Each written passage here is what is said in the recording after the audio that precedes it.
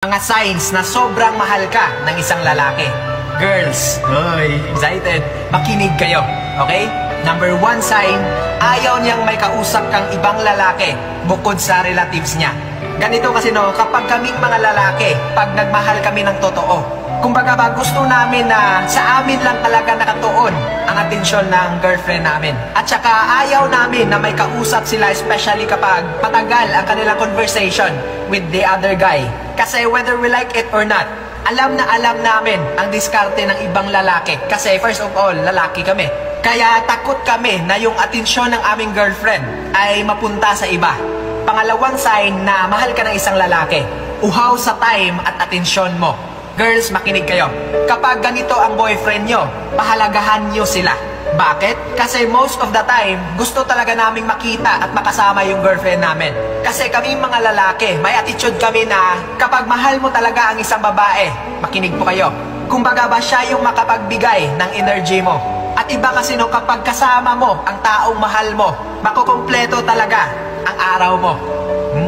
Pangatlong sign na mahal ka talaga ng isang lalaki, sobra yung pagkasiloso niya pagdating sa'yo. Girls, kung kayo selosa, kami din mga lalaki, seloso. At alam kong kayo rin, di ba? Nagseselos ka kasi mahal mo nga. At to tell you honestly, hindi ka naman magseselos kapag hindi mo talaga mahal ang isang tao. Right? Nagseselos yan kasi mahal ka. Pang-apat na sign na mahal ka talaga ng isang lalaki, lagi ka niyang ina-update kung ano ang mga ginagawa niya at kung saan siya papunta. Girls, nowadays, bihira lang ang mga lalaki na nag-a-update sa inyo. Kasi most of the time, ang mga lalaki hindi hilig sa mga ganyan. Kaya ingatan nyo sila at i-appreciate. At para sa akin, hindi naman talaga required ang mag-update. Pero initiative mo na yan kasi pumasok ka sa isang relasyon. At dito ko na-realize na mas mabuti pala pag nag-update ka sa partner mo. Alam kong alam nyo ito, that simple updates will complete a person's day. Panglimang sign na mahal ka talaga ng isang lalaki, sobra kong mag-overthink. Girls, dapat malaman nyo na hindi lang kayo ang marunong mag-overthink. Kami rin.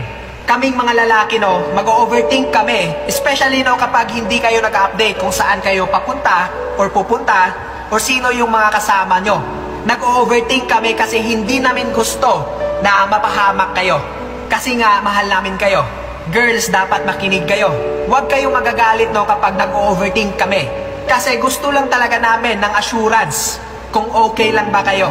Panghuling sign na mahal ka talaga ng isang lalaki, ang sweet niya sa'yo sa chat, lalong-lalo na sa personal. Kaming mga lalaki, karamihan sa amin, clingy. Especially kapag mahal talaga namin ang isang babae. Hindi ko alam sa ibang lalaki, pero based on my own experience, sweet kami sa taong mahal namin. Kasi sila yung nagbibigay ng totoong saya sa buhay namin. And by doing that, talagang makukumpleto ang araw namin pag gawin namin yan. Okay? So girls, alam nyo na,